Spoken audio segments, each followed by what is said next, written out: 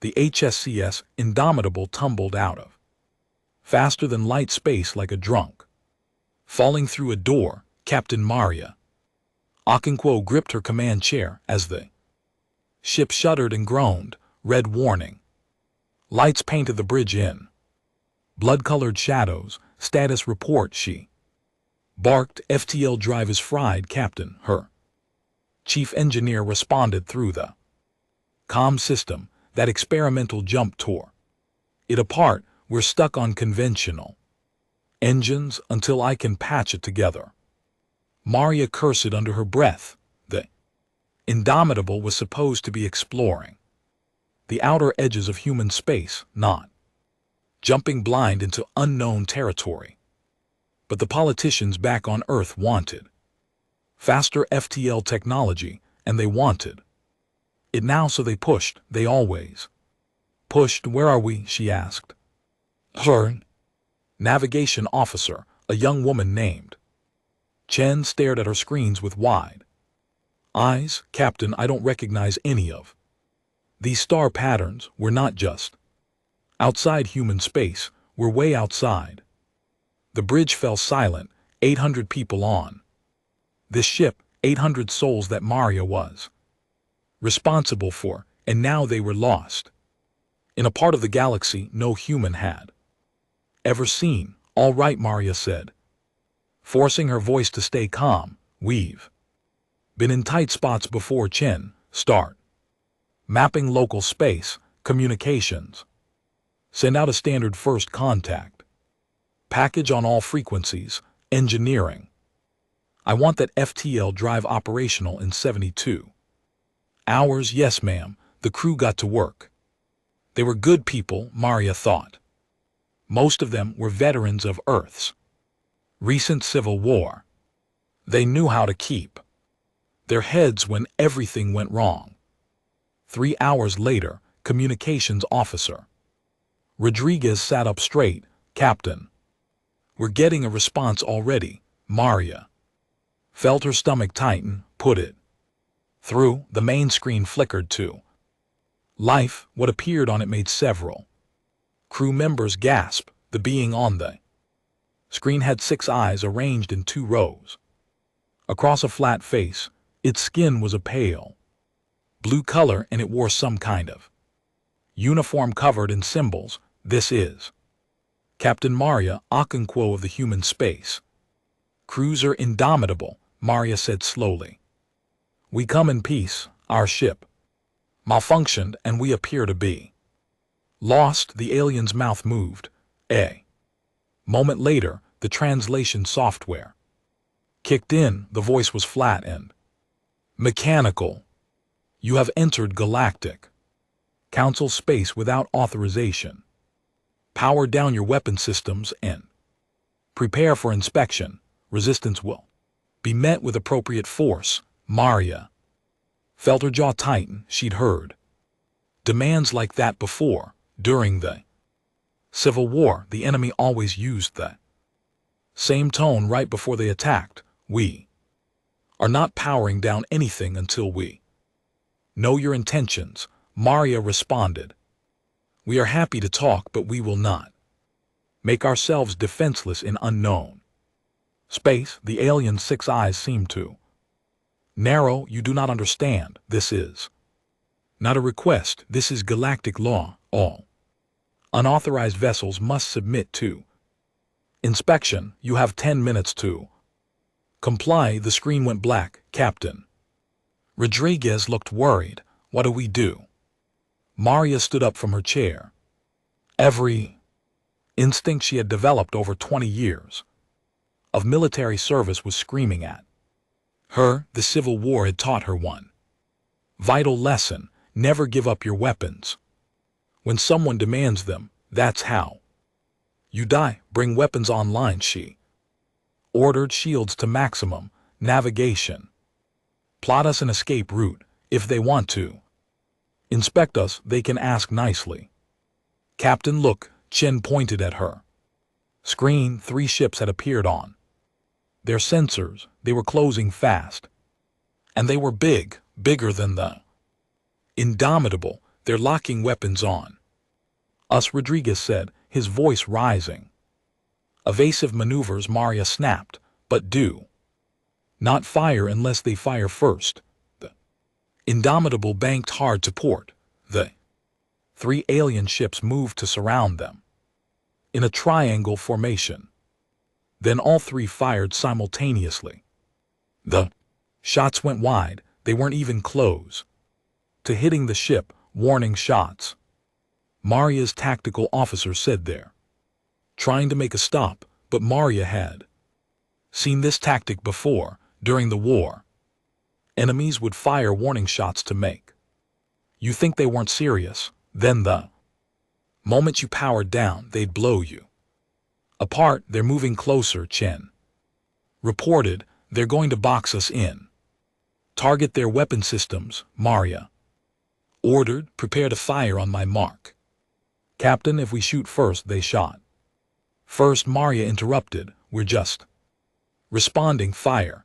The Indomitables guns opened up. Humanity had learned to build weapons that hit hard and fast. During the Civil War, no fancy energy beams or plasma cannons, just solid chunks of metal accelerated to incredible speeds. The results were devastating. The first alien ship's weapons array exploded in a shower of debris. The second ship tried to dodge, but the Indomitable's AI guided targeting system adjusted instantly. More rail gun rounds tore through its hull, venting atmosphere into space. The third ship returned fire, but its shots were slow. Predictable. The Indomitable's pilot dodged them easily while their guns kept hammering away. 30 seconds after the engagement began, 2 alien ships were crippled and drifting. The third ship was torn in half, debris spinning away into the dark. The bridge was silent, except for the quiet beeping of instruments. Did we just, Chen whispered, did we just kill them? Maria felt cold. She looked at the wreckage on the screen. Those had been living beings. People. Maybe with families, with lives, but they had shot first, hadn't they? And GT, Captain, we're receiving multiple transmissions. Rodriguez said, I'm picking up dozens of ships heading our way, maybe hundreds. Maria's blood ran cold. How long until they get here? At their current speed, 6 hours, 6 hours. Maria looked around her bridge at her crew. They were scared. Some were in shock. They just killed aliens, real aliens, and now more were coming. Get that FTL drive working, Maria said to her chief engineer. I don't care if you have to rebuild it from spare parts in prayer. We need to jump out of here. It'll take at least 48 hours, Captain. Maria closed her eyes. They had 6 hours before an alien fleet arrived. They had no idea where they were. No backup, no support, just 800 humans on one beat-up ship, and they just started a war. All hands, this is the captain, Maria said into the shipwide comms. We have hostile forces inbound. I won't lie to you, we're in serious trouble. But we're human, and humans don't quit. We've survived worse. We'll survive this. She hoped she sounded more confident than she felt. The crew scrambled to their positions. The Indomitable's guns were reloaded. Shields were reinforced. Every weapon system they had was brought online. Maria stared at the approaching fleet on her tactical display. Hundreds of dots, all heading toward her ship. One human vessel against an entire civilization. Come on then, she whispered. Let's see what you've got. The war had begun. Neither side knew it yet, but everything was about to change. One human ship had appeared in galactic space, and nothing would ever be the same again. The Galactic Council met in emergency Session, 10,000 species represented by their ambassadors gathered in the great chamber that floated in neutral space. The chamber had not been used for a war council in over 2,000 years. Ambassador Telmoth of the Velkrin stood before the assembly, his forearms gestured dramatically as he spoke. 3 ships destroyed, 147 crew members dead. This is unprecedented. This human vessel violated every law of civilized conduct. They attacked without warning. They targeted life support systems. They showed no mercy. Murmurs rippled through the chamber. Dead.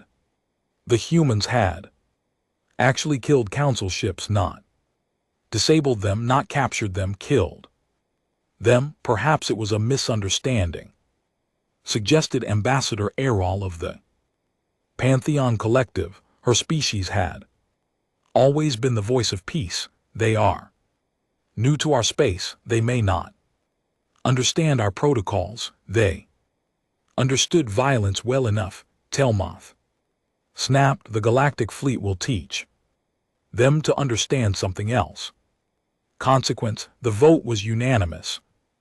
Punitive fleet would be dispatched. 30 ships, more than enough to handle one primitive vessel. The humans would be given one chance to surrender. If they refused, they would be destroyed as an example to any other species that might consider such barbarism. Admiral Keithvar was given command of the fleet. He was old even for a Velkrin. He had fought in the last real war centuries ago, before the council had perfected the rules that made war civilized. Back when ships died and soldiers didn't come home, he didn't want this command, but duty was duty. The fleet found the Indomitable hiding in the shadow of a gas giant. The human ship looked ugly to Kethavar's eyes, asymmetrical, covered in weapons that jutted out at odd angles. It looked like something built in a hurry by people who expected to die using it. This is Admiral Kethavar of the Galactic Council Fleet. He transmitted on all frequencies. You are charged with unprovoked violence against Council vessels. Power down your weapons and prepare to be boarded. You have 1 hour to comply. After that we will use force. 1 hour. That was the standard time allowed. It gave both sides time to prepare to position their ships according to the proper formations. War was supposed to be predictable, controlled. The humans didn't wait 1 hour. They didn't even wait 1 minute.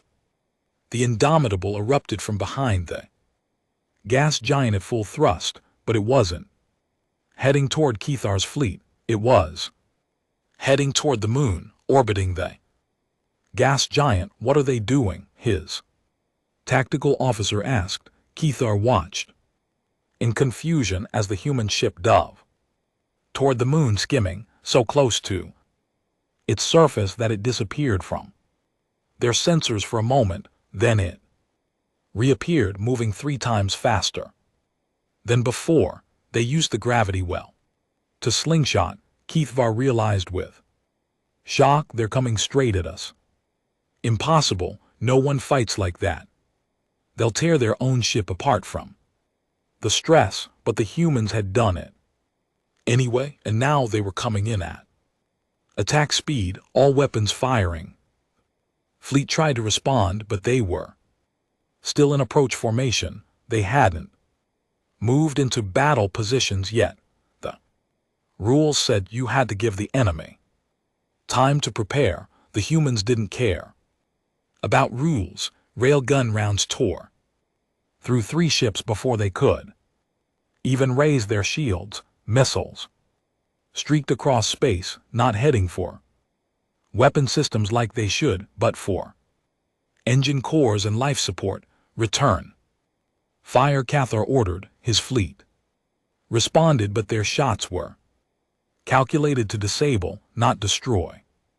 Every galactic weapon system had safety protocols built in. You didn't kill, you didn't have to. You just damaged enough to force surrender. The humans had no such protocols. Keith watched in horror as ship after ship fell silent, not disabled but dead. The humans fought like animals, no worse than animals. They fought like his own ancestors had fought before civilization tamed them. When the Indomitable ran low on ammunition, it did something else unthinkable. It rammed one of his cruisers, using its reinforced bow to tear open the other ship's hull before breaking away. All ships fall back. Cathar ordered, reform at rally point. Delta, Admir, we outnumber them 30-1. I said fall back. The fleet retreated. Cathar stared at his tactical display. Of his 30 ships, 9 were completely destroyed, 16 more were badly damaged. Only 5 ships, including his flagship, were still combat ready. 1 human ship had done this. Get me a secure channel to the Council, Cathar said quietly. They need to know what we're dealing with. But before he could send the message, something else happened. One of his damaged ships, the cruiser Steadfast, reported intruders. Intruders, we're in space. How the humans, Admiral, during the ramming attack, they must have sent boarding parties across. Cathar felt his blood run cold. Seal all compartments, security teams to the breach sections, but it was too late. The humans moved through the Steadfast like they'd been born to ship combat. They used weapons the galactic soldiers had never seen. Firearms that fired solid projectiles, explosives that could blow through bulkheads. They didn't try to capture, they didn't follow any protocol, they just fought. Within an hour, the Steadfast crew had surrendered. The humans took 12 prisoners, including the ship's captain and science officer. Then they disappeared back into space with their captives, returning to the Indomitable before Cathar could mount a rescue. What do they want with prisoners? His first officer asked. Cathar knew he'd seen this before centuries ago in the last real war. Information. They're going to interrogate them, but that's against. They don't know what's against the law. Cathar interrupted, and now they're going to learn everything about us. He was right.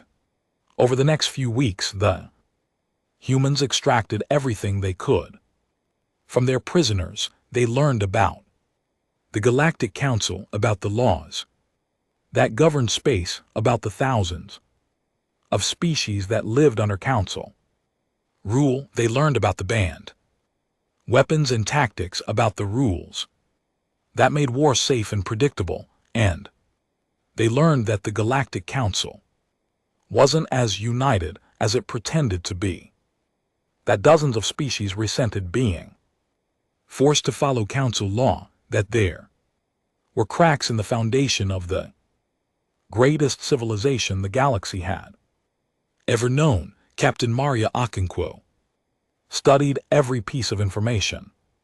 She'd fought an Earth civil war. She knew how to fight when you were outnumbered and outgunned. You didn't fight fair, you fought smart. We can't win a straight fight, she told her senior officers. There are too many of them, but we don't have to win. We just have to survive long enough to warn Earth. The FTL drive is almost repaired, her chief engineer reported. Another week and we can jump. They won't give us a week, Maria said. We need to buy time. And I know how to do it. She looked at the star charts they'd taken from the captured galactic ship, supply routes, depot locations, patrol patterns. They think we're criminals, Maria said. So let's give them what they expect. We're Going to become pirates, her officers stared at her. We hit their supply lines, we steal what we need, we make them chase us instead of the other way around, and every time we jump away, we send a data packet back toward Earth. Eventually, one of those packets will make it home and Earth will know they're not alone in the universe. They'll also know we're at war.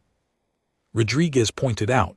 Maria smiled grimly. Then Earth better start building more ships. The Indomitable vanished into deep space, beginning a campaign of raids that would terrorize the Galactic Council for months. They hit supply depots, stole technology, and freed any species they found being held against their will. And with every raid, humanity learned more about their enemy, and more importantly about their enemy's weaknesses. The war had begun, but it was no longer about survival.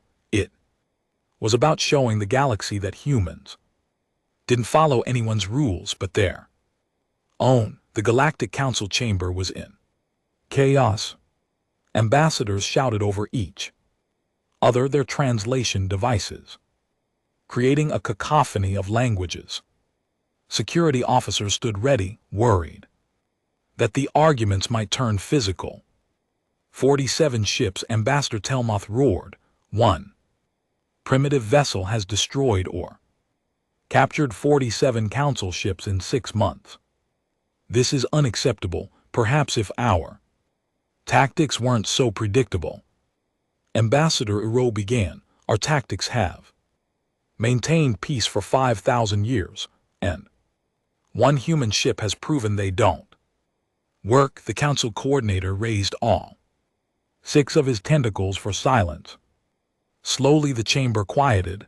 The situation is worse than mere ship losses, he said gravely. The humans have done something far more dangerous. They have given hope to the dissident. A holographic display appeared in the center of the chamber. It showed star charts with dozens of systems marked in red. 3 species under protective quarantine have been freed by the humans, not rescued, freed. The humans attacked our quarantine stations, disabled our guards, and gave these species their own ships we captured, which the humans reprogrammed and gifted away. Those species were quarantined for good reason, and Ambassador protested. They were too violent to join civilized space. Humans don't seem to care about our definition of civilized, the coordinator replied. Worse, they have been broadcasting a message across 200 systems. The hologram changed. It showed Captain Maria Okonkwo standing on the bridge of her ship. Behind her, representatives of a dozen different species stood together. This is Captain Maria Okonkwo of Earth, the recording said. We came to your galaxy by accident. We offered peace. You declared war, so now we offer something else. Freedom to any species tired of council rules, to any people who want to govern themselves, to anyone who believes that might doesn't make right. Join us. The recording continued with coordinates that led to Earth. She's told everyone where her home world is. An ambassador said in disbelief. She's invited an attack. No, HFY said quietly from his position at the military command station. She's invited her enemies to come to a place where humans have had months to prepare. It's a trap. Then we send the fleet and spring it. With respect, Ambassador Keithar replied. That's exactly what she wants. The humans don't fight like we do. Every time we engage them on their terms, we lose. So what do you suggest?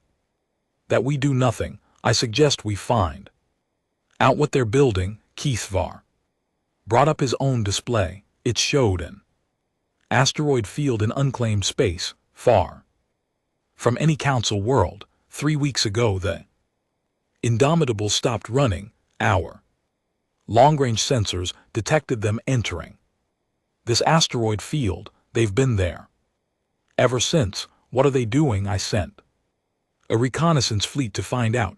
All 12 ships, none returned, but before they were destroyed, they sent back automated data. The hologram changed again. What it showed made the entire chamber fall silent. The asteroid field had been transformed. Hundreds of asteroids had been hollowed out and connected by tunnels and docking tubes. Weapons platforms dotted the field like deadly flowers and docked throughout the complex were ships, council ships, captured vessels that had been torn apart and rebuilt with human technology. They've built a fortress, someone whispered. Worse, Cathar said. They've built a shipyard. They're not just repairing captured vessels, they're building new ones, and they're not alone. The image zoomed in. Among the human workers, other species moved. Crash, freed from quarantine, worked alongside humans on weapon systems. Torvin and other species the council had deemed too primitive helped construct hull plating. A dozen species that the council had suppressed or controlled were now working together. This is treason, Telmuth declared. Those species are under council protection. They don't want our protection, said softly. And GT, I've been reviewing the humans' broadcasts. And GT, do you know what they call us? Oppressors, tyrants. They say we don't protect primitive species, we imprison them. That's absurd, is it? Ero looked around the chamber. The Crash were quarantined because they were too aggressive. But aggressive to whom? To us, to our way of life. We decided they couldn't be trusted, so we locked them away. The same with a dozen other species. We call it protection, but what if they call it prison? This debate is irrelevant, the coordinator interrupted. The question before us is simple. What do we do about the human fortress? We destroy it, Telmuth said immediately. Send the full fleet, 500 ships, end this before it spreads. And if we fail? Asked. If we send our fleet and the humans destroy it like they destroyed every other force we've sent, then we glass their home world from orbit. Telmuth replied coldly. We send 1,000 ships to Earth and we make an example, one that every species in the galaxy will remember. The coordinator looked at Cathar. Admiral, your assessment. Cathar was quiet for a long moment. He thought about the reconnaissance fleet. 12 good ships, 12 crews that weren't coming home.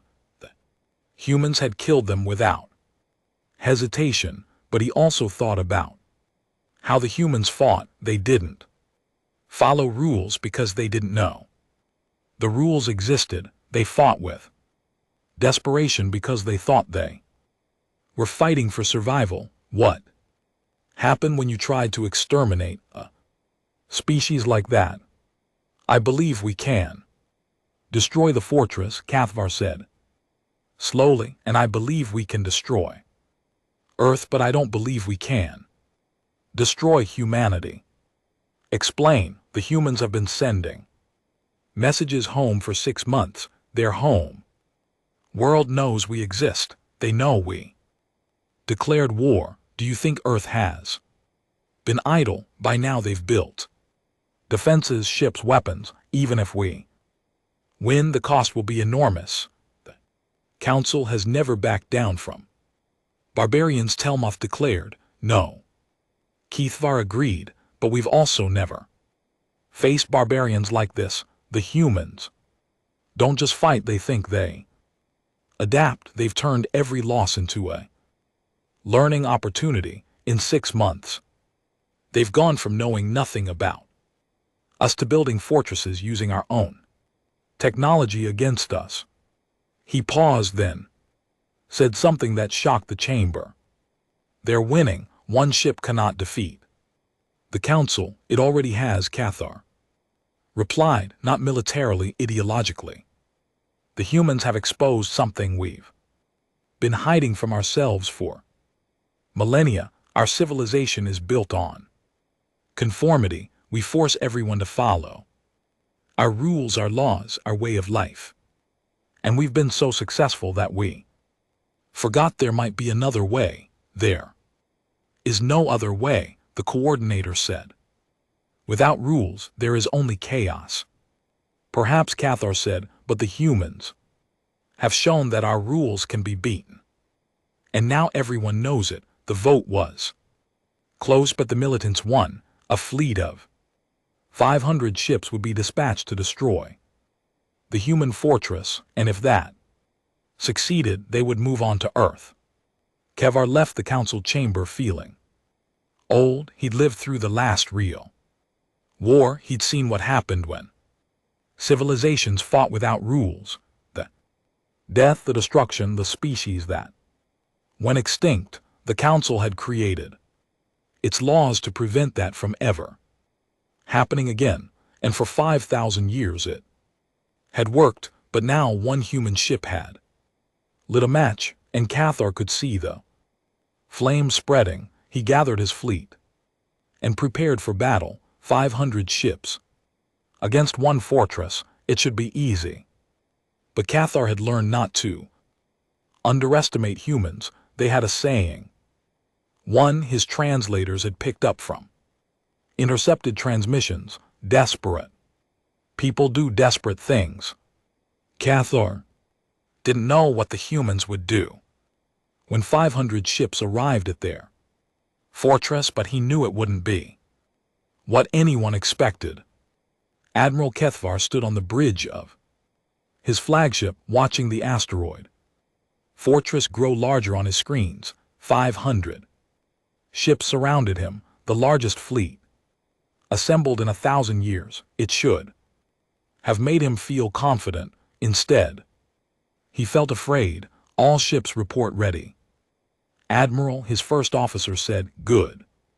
Begin the approach. Standard C formation. The fleet moved forward like a wall of metal and light. They had practiced this maneuver hundreds of times. Every ship knew its position.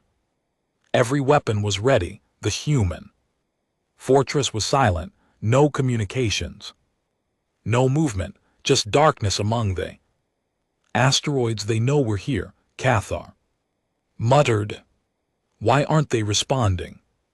Perhaps they're evacuating, his tactical officer suggested. They know they can't win. Cathar didn't believe that for a second. Humans didn't evacuate. They fought. Then the trap sprang. Asteroids weren't asteroids. Half of them were hollow shells filled with weapons. Rail guns erupted from hidden bays. Missiles streaked out of concealed tubes, and the weapons didn't fire at random. They fired with coordination. That could only come from a sophisticated AI.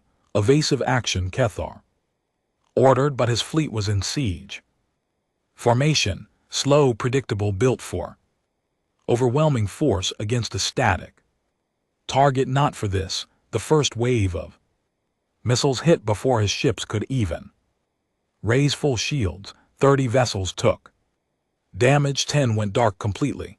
Return fire all batteries. His fleet responded with overwhelming firepower. Energy beams lanced across space, turning asteroids into glowing slag. But for every weapon platform they destroyed, 2 more revealed themselves. Then they captured ships attacked. They had been hiding deeper in the asteroid field, powered down and invisible. Now they roared to life, their engines burning bright. But these weren't council ships anymore. The humans had stripped them down and rebuilt them. They were faster, now more aggressive in their weapons, ignored every safety protocol. One of the converted ships rammed straight into a council cruiser, detonating itself. A massive explosion that took the cruiser with it. They're using suicide tactics, someone said in horror. But Cathar understood those ships had skeleton crews, maybe just one or two people. The humans were trading their lives to take out ships with hundreds of crew members. It was efficient. It was ruthless. It was working. Focus fire on the converted vessels, Cathar ordered. Ignore the asteroids. His fleet adjusted, pouring fire into the attacking ships. They started to fall, breaking apart under concentrated fire. But they'd already done their damage. Then something worse happened. Fortress itself began to move.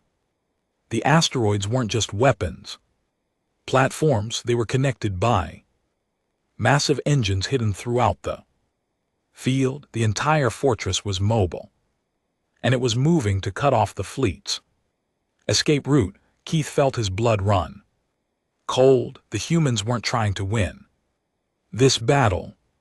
They were trying to trap his entire fleet, all ships full. Retreat, break formation, and scatter. But as his ships tried to pull back, the fortress revealed its final trick. Clouds of debris that had seemed like battle damage suddenly came to life. Thousands of small drones, each one packed with explosives. They swarmed toward his ships like angry insects.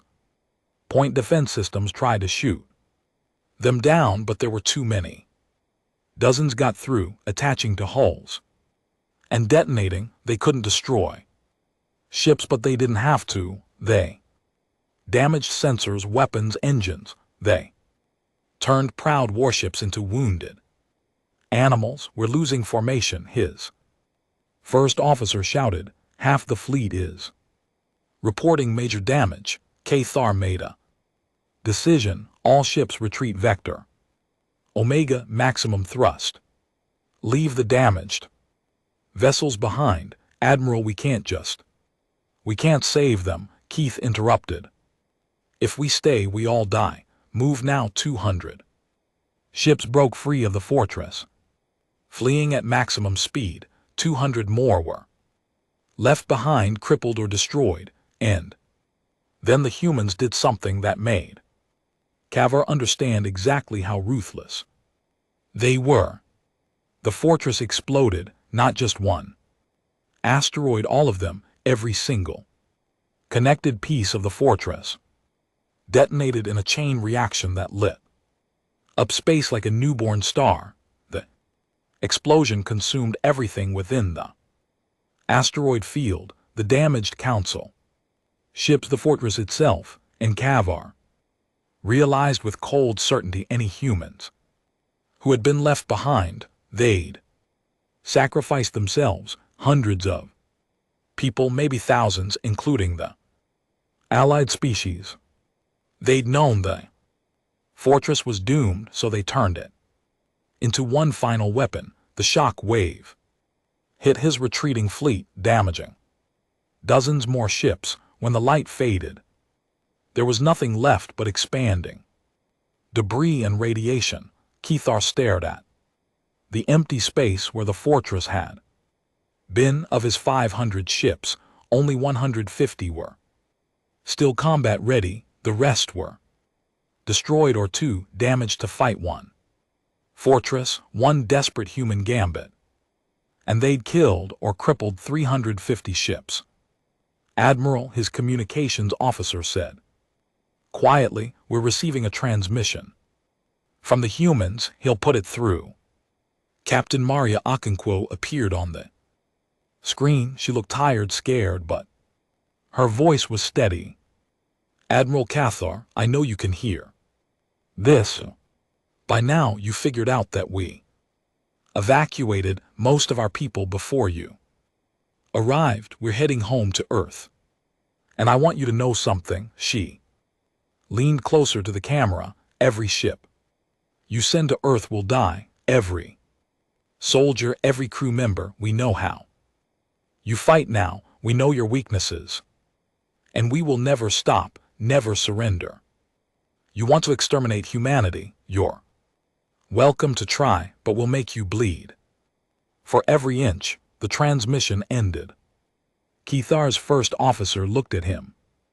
What do we do, Admiral? Keith thought. About the last real war, the one he'd fought in as a young officer, he remembered the species his people had fought against. They'd been brutal, savage, they refused to follow any rules. The Council had exterminated them, every last one. It had taken 10 years and cost millions of lives, but they'd done it, and Cathar had never forgiven himself for being part of it. He looked at his remaining fleet. Good ships, good crews. If he followed them to Earth, more would die, maybe all of them. The humans would fight like cornered animals because that's what they were. But if he reported failure to the Council, they'd send more ships. 1,000 ships, 10,000 if necessary. They destroy Earth from orbit, kill every human, and call it justice unless someone stop them. Get me a secure channel to Earth, Cathar said quietly. Admiral, I'm not following them. I'm going to talk to them. The Council ordered. The Council has been wrong. Before Keith interrupted, he looked at his first officer. I'm old. I remember the last species we exterminated. Do you know what we told ourselves afterward? Never again. We'd never let ourselves become monsters again. That's why we created the rules, the protocols, the civilized way of war. He gestured at the debris field. But we forgot something. We forgot that the rules only work if both sides agree to follow them. Humans don't know our rules, and even if they did, why should they follow them? We declared war on them. We tried to kill them. From their perspective, we are the monsters. So what do you propose? I propose we try something the Council hasn't done in 5,000 years. Cathar said. I propose we admit we were wrong. His first officer stared at him. The Council will never agree to that. Then the Council will have to court-martial me.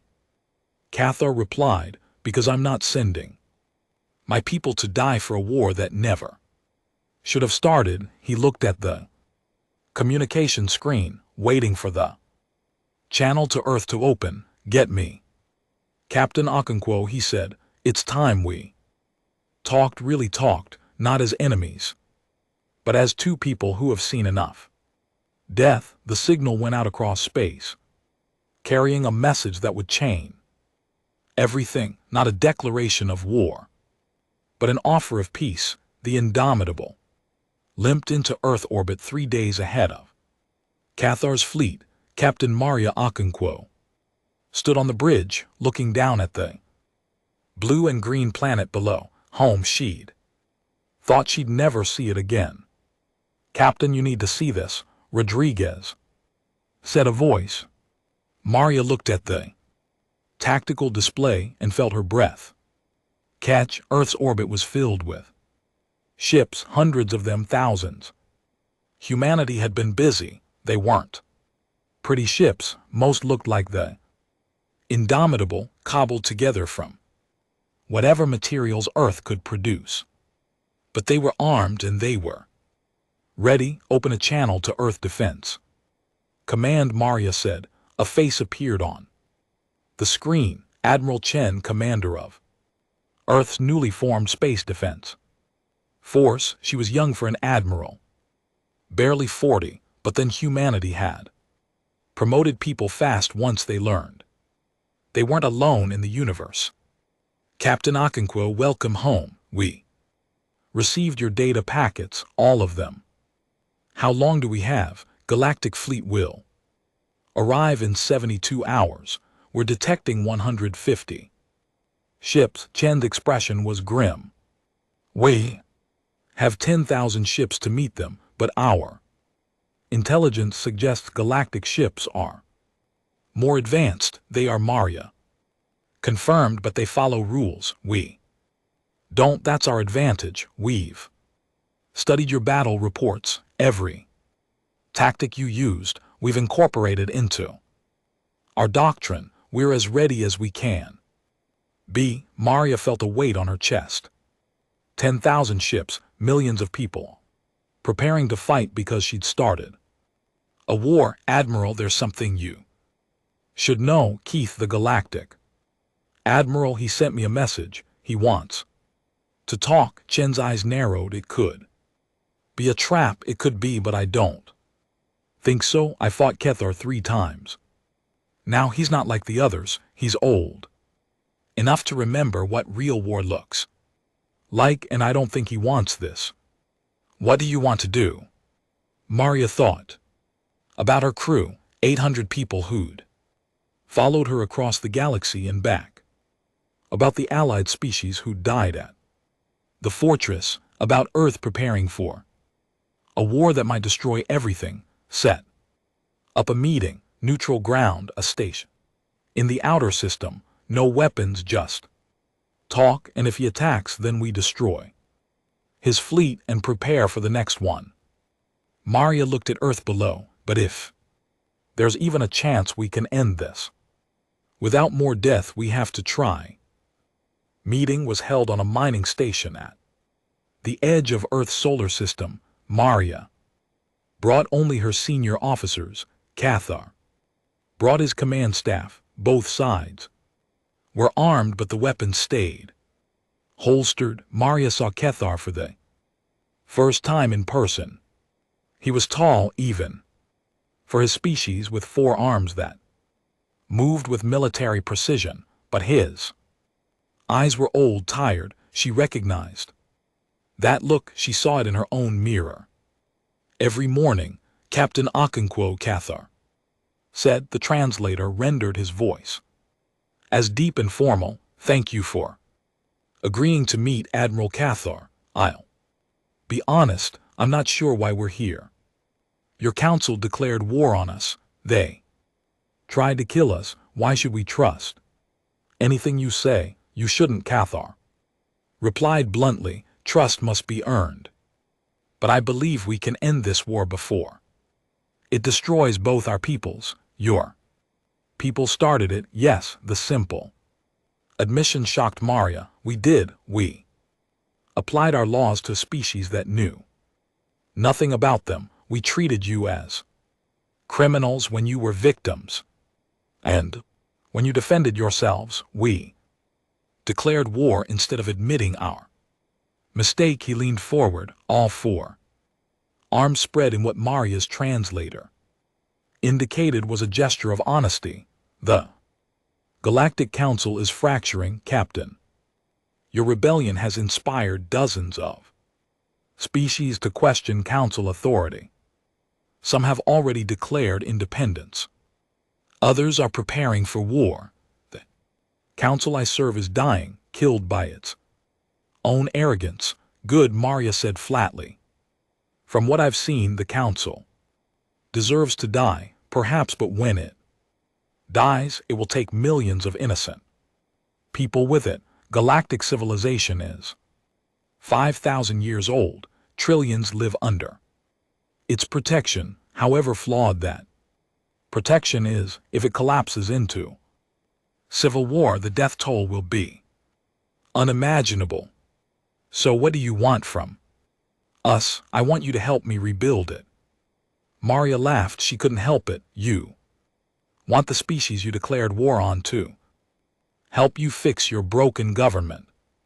Yes, because you've proven something the Council needed to learn, that our way isn't the only way, that there are species who can fight, who can think, who can thrive without following our rules. Keithvar pulled up a holographic display. It showed star charts divided into different colors. The Council is splitting into factions. The hardliners who want to maintain the old ways, the moderates who want reform, and the independents who want freedom from council rule entirely. Right now the hardliners are winning. They have more ships, more resources, more support from species who fear change.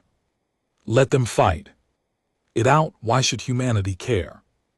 Because if the hardliners win, their first act will be to exterminate Earth. They'll send 10,000 ships, 100,000 if necessary. They'll turn your beautiful planet into glass just to prove that rebellion has consequences. Maria felt cold. She looked at her officers. They looked back with the same fear she felt. And if we help you, she asked, then we build something new, a galactic council that respects sovereignty, that allows species to defend themselves, that treats everyone as equals, not subjects. Cathar's voice grew passionate. Humans have shown us that different doesn't mean wrong. Help us teach that lesson to the rest of the galaxy. In exchange for what? A seat at the table. When the new council forms, humanity will be a founding member. Your voice will be heard. Your rights will be protected. Maria turned to her officers. Opinions. Rodriguez spoke first. It could be a trap. He could be trying to get us to lower our defenses. It's definitely a trap, Chen added from the communication link, just not the kind you think. If we agree to this, we're committing to a civil war, galactic civilization tearing itself apart. Billions will die, but if we don't, Maria said quietly, Earth stands alone. And eventually they'll send enough ships to destroy us. She looked at Cathar. I need to consult with my government, but personally I have one question. Why should we believe you? You served the council your entire life. Why betray it? Now, Cathar was quiet for a long moment. Then he spoke, because I'm old enough to remember the last species we exterminated. I was there. I fired the weapons. I followed orders. And when it was over, when every last one of them was dead, I asked myself if it was worth it, if following the rules was more important than mercy. His voice dropped to almost a whisper. I told myself it was that we had no choice, that civilization required difficult decisions, but I was wrong, and I've spent centuries trying to make up for that mistake. He looked directly at Maria. Don't make me live with another genocide on my conscience, Captain. Help me be better. Help my people be better. Maria saw the truth in his words. He was exactly what she had suspected.